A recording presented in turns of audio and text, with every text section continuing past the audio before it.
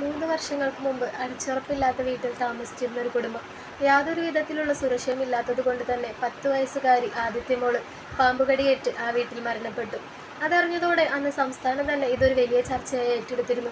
പല ആളുകളും എത്തിയിരുന്നു അവരെ സഹായിക്കാം എന്ന പേര് പറഞ്ഞു. പല ആളുകളും വീട് വെച്ച് തരാം, അങ്ങനെ പലതരത്തിലുള്ള വാഗ്ദാനങ്ങൾ അവർക്ക് കൊടുത്തു. എന്നാൽ അതെല്ലാം വെറും പ്രകടനം മാത്രമായിരുന്നു.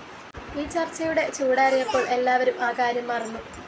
എന്നാൽ അവിടെ നിന്ന് കുറച്ച് ദിവസം കഴിഞ്ഞപ്പോൾ ഒരു വ്യക്തി അവരുടെ വീട് സന്ദർശിക്കാനെത്തി. അത് മറ്റാരുമായിരുന്നില്ല, നമ്മുടെ സ്വന്തം വാവ സുരേഷ് ഏട്ടനായിരുന്നു.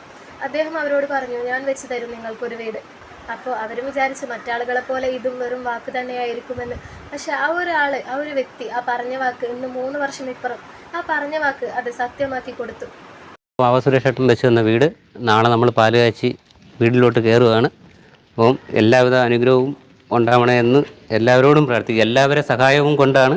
ബെഡ്റൂം എന്ന് പറഞ്ഞിട്ട് കാര്യമില്ല, കിടക്കാൻ ആളില്ല. എൻ്റെ ഇടത്തും വലത്തും ആളുണ്ടായിരുന്നു. ഇപ്പോൾ എനിക്ക് ഇടത്തെ ആളുള്ളൂ, വലത്തെ ആളാണ് പോയത്. അതിൻ്റെ ഒരു വിഷമം സ്വപ്നത്തിൽ വിചാരിക്കാത്തൊരു ഭവനമാണ് നമുക്ക് സുരേഷ് ഏട്ടൻ തന്ന് സമ്മാനിച്ചത്. വാവ സുരേഷ് ഏട്ടൻ വെച്ച വീടെന്ന് വേണം. ഏട്ടൻ്റെ വീടെന്ന് പറഞ്ഞാലും കുഴപ്പമില്ല. എന്നെക്കാളും മോശമായിട്ടാണ് ഇപ്പോൾ സുരേഷ് ഏട്ടൻ കിടക്കുന്നത്. സുരേഷ് ഏട്ടൻ വന്നില്ലായിരുന്നെങ്കിൽ എനിക്ക് ഇങ്ങനെ ഒരു വീട് ഒരിക്കലും കിട്ടില്ല. ബാക്കിയൊക്കെ പ്രഹസനമായിരുന്നു, എല്ലാം പ്രഹസനമായിരുന്നു. സുരേഷ് ഏട്ടൻ ഞങ്ങൾക്ക് ദൈവം തന്നെയാണ്. ആ ലോഡ്ജിലുള്ള ഒരു മനുഷ്യനാണ് നമുക്ക് ഇത്രയും വലിയ സ്വപ്നഭവനം പണിത് തന്നത്. അത് കുറച്ച് ദിവസങ്ങളോ മാസങ്ങൾ കൊണ്ടോ അല്ല, 3 വർഷത്തെ ഒരു കാത്തിരിപ്പ് കൊണ്ടാണ് അവരുടെ ആ ഒരു വീടെന്ന സ്വപ്നം വാവ സുരേഷ് ഏട്ടൻ അവർക്ക് നടത്തി കൊടുത്തത്. വാവ സുരേഷ് എന്ന് പറയുന്ന ഒരു വ്യക്തിയുടെ സാമ്പത്തികത്തെക്കുറിച്ച് നമുക്ക് എല്ലാവർക്കും തന്നെ അറിയാലോ.